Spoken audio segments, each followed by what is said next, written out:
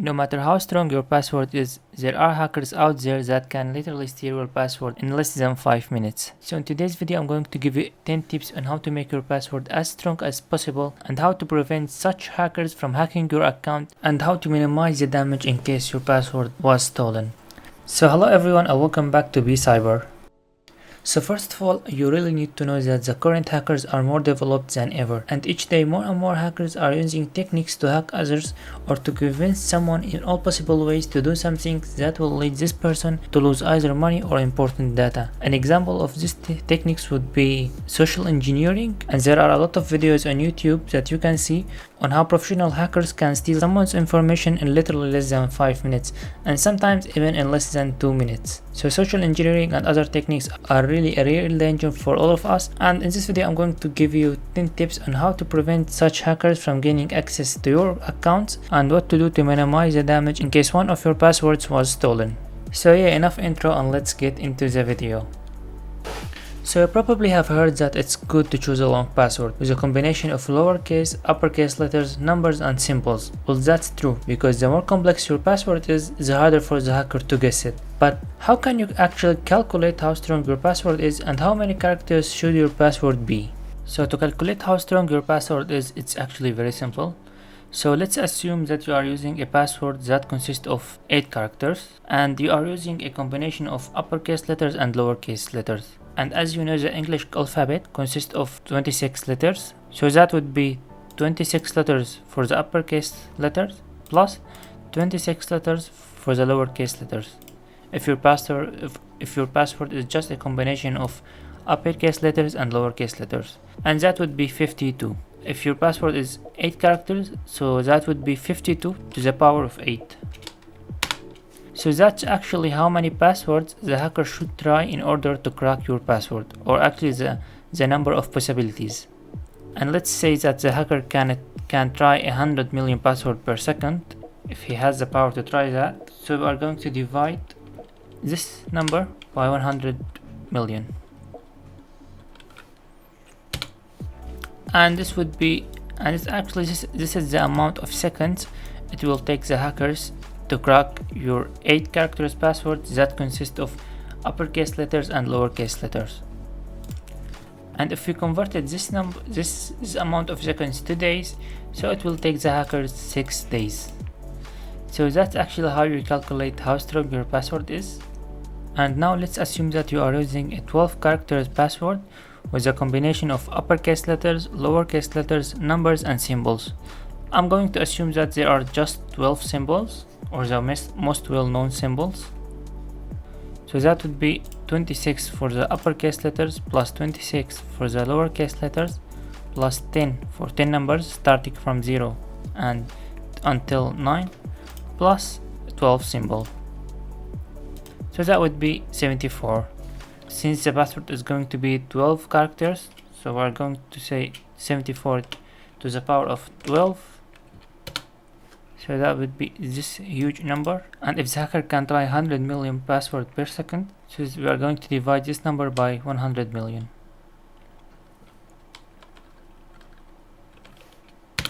So that would be this amount of seconds. So let's convert it. So as you can see, it will take the hacker a lot of years to crack your password. So that would be 8 million years with something. As you can see, if you are using a more complex password and a little bit longer, it will be actually really better for you. So just like instead of using 8 characters or even less, you can use like 12 characters minimum, and the more characters you use, the better it is. But don't use a very long password then, because it will be really hard for you to remember it every time you wanna type it. So this is actually the formula, or this is actually how you can calculate how strong your password is, and you don't have to calculate each time your password. So just use like minimum 12 characters or more, and a combination of uppercase letters, lowercase letters, numbers and symbols. So I would say that the recommended length of your password would be actually 12 characters. So my second tip will be use a unique password for each website.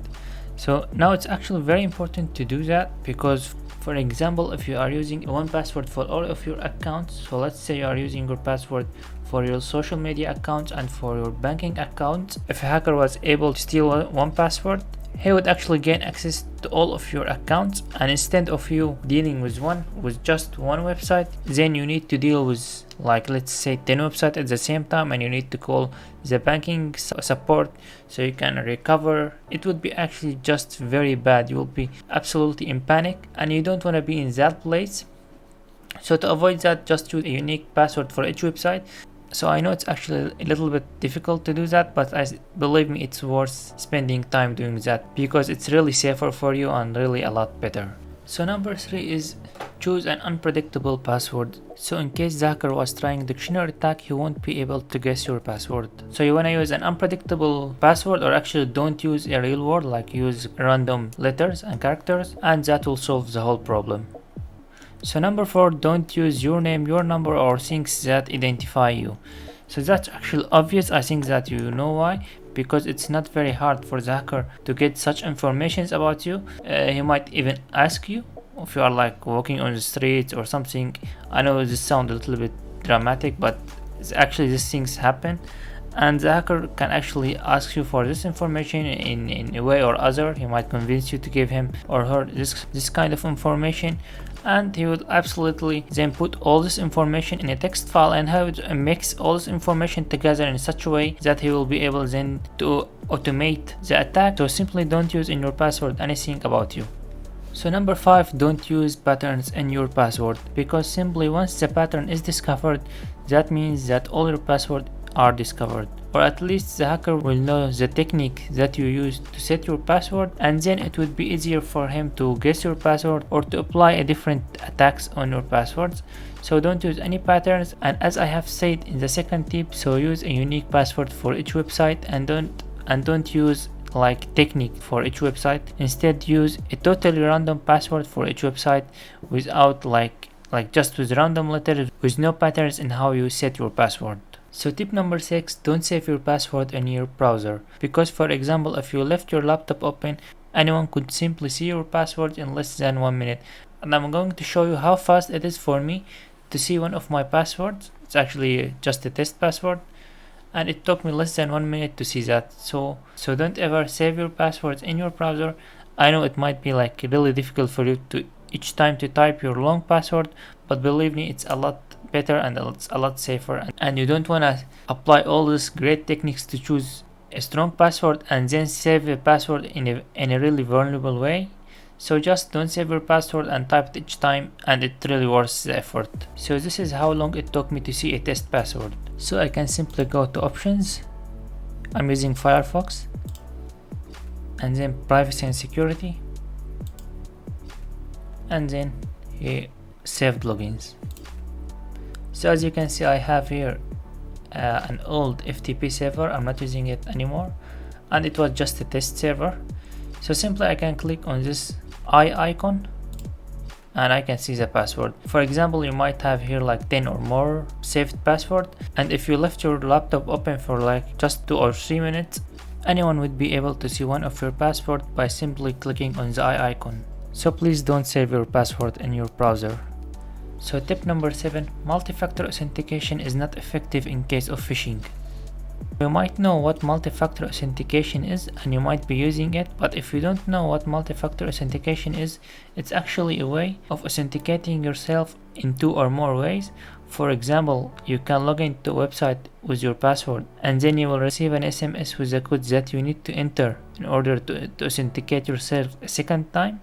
And almost all security specialists do recommend using multi-factor authentication, but even with that multi-factor authentication, it's not effective in case of phishing, because for example, you might try to log into your website to any website with a multi-factor authentication, and then you type your password, and then you will receive a code, and then at the same time you will receive an email that looks exactly the same as the website that you are trying to log into, and then in that email there would be a link for you to log into that website, and you also need to enter the code that you have received to your mobile. So in that case, the hacker will steal your password and the code that you have received to your mobile phone. And there are tools online that people can use to bypass multi-factor authentication. It's probably by phishing. So just watch out when you are using multi-factor authentication, and don't click on any link unless you know that it's really safe. So tip number 8 is the danger of social engineering.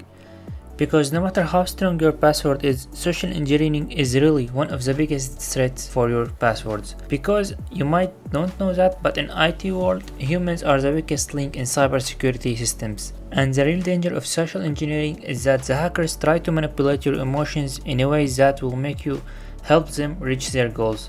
So for example, you might get an email telling you that you need to do an urgent action, which requires you to enter your password and sometimes even your credit card. So social engineering is usually done by phishing. So if you get an email telling you that you need to do an urgent action, check the email of the sender very well and make sure that it's from a trusted organization or company. And it would be actually a lot better if you log into that website and solve your problem by yourself. So try not to click on any link that you received to your email.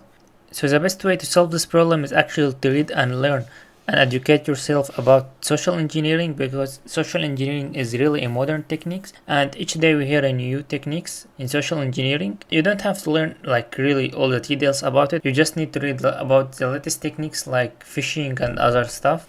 So tip number 9 and 10 are actually together, because for example, if you have a lot of passwords, so let's say like you have a 30 password for 30 different websites, so you don't want to remember all of this password, especially if they are complex and long. So it's actually very helpful to use a password manager, but there is actually always a risk using password managers, because there would be a master password and sometimes you might use multi-factor authentication, but we have seen in the tip number 7 that multi-factor authentication is not always effective, because even with multi-factor authentications, some hackers can steal your password using phishing. So yeah, if you wanna use password managers, use them, but then you need to be really aware of anything you do on internet that requires your password, because if a hacker was able to steal your master password, and if you don't remember these long and complex passwords, simply all of your passwords will be gone. So you wanna write down your password in a special way. For example, you wanna write your password inside a text or inside text and the letters are a little bit away from each other, or any other techniques. It might sound like really weird, believe me, it's more safe to use it. And even password managers aren't safe and are encrypted and hashed and all this stuff, and in cybersecurity world you can't trust the technology always. So for me, I simply write down my password, even though I hear a lot of people talking and saying that password managers are totally safe, and they are actually totally safe, but for me I can't take a huge risk. So this was the video for today, guys. I really hope that you enjoyed it, and I do encourage you to use these tips, because I have really spent a lot of time searching and finding all the best tips for you, and I have even asked my teachers, and they are security experts, and they have helped me finding the best solutions for a strong password. So if you liked the video, please consider subscribing, and if you have any question, just leave a comment down below and I will do my best answering your question. So that was it for today, and have a great day.